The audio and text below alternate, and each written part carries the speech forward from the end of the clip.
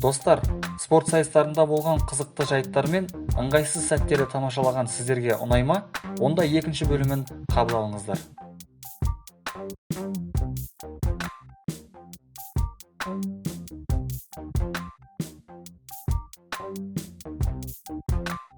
Спортта болған 10 ыңғайсыз сәттердің біріншісін баскетболдан бастайық. Блейк Гриффин есімді профессионалды баскетболшы кезекті ойынында ыңғайсыз жағдайға қалды. Ол 2 метр 8 сантиметр бойымен қарсыластарының қақпасына соққы бағыттау үшін секірген сәтте асып кетіп, қалқанға басын соғып алды.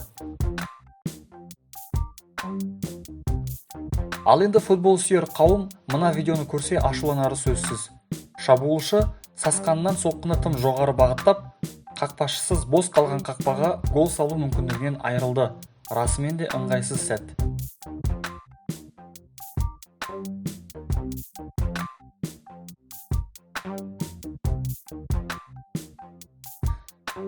«90 минут бойы қақпада тұру қиын көрінеді. Сол үшін біздің кезекті кейіпкеріміз өз қақпасына байқамай гол соғып алған болуы керек. Допты ойыншыларға лақтырам деп қолынан тайып кетті-ау. Қақпашы қатты ұялған шығар осыдан кейін.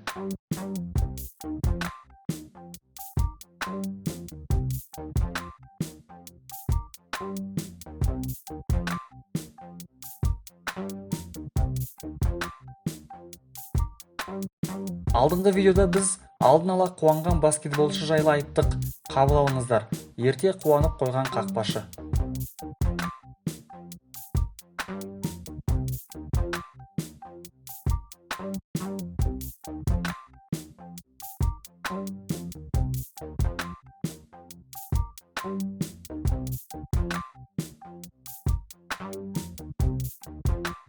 Тағы бір спортшы алдын ала жеңісін тойлап, көрермендерден марапат күтем деп жүгірісін баяулатқан сәтте қарсыласы оны озып кетті. Жеңіл атлет қатты ұялған шығар.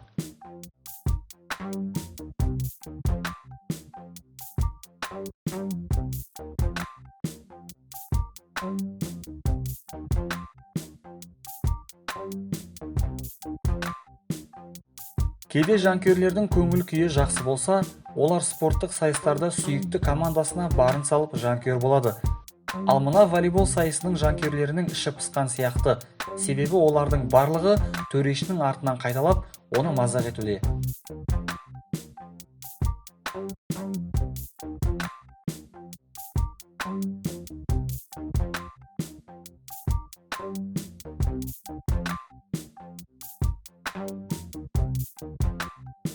Ал мына жанкүйер боксшысынан қолтаңба алу үшін бәріне дайын. Ол парашютпен бокс өтіп жатқан рингтің ортасына түспекші болған. Бірақ қисық кетіп, жанкүйерлердің үстіне бірақ түсті.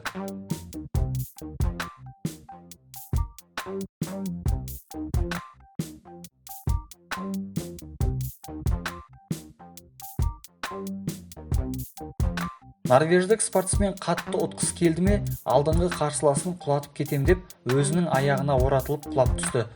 Өкініштісі, бірінші келе жатқан қарсыласы да онымен бірге құлап қалып қойды.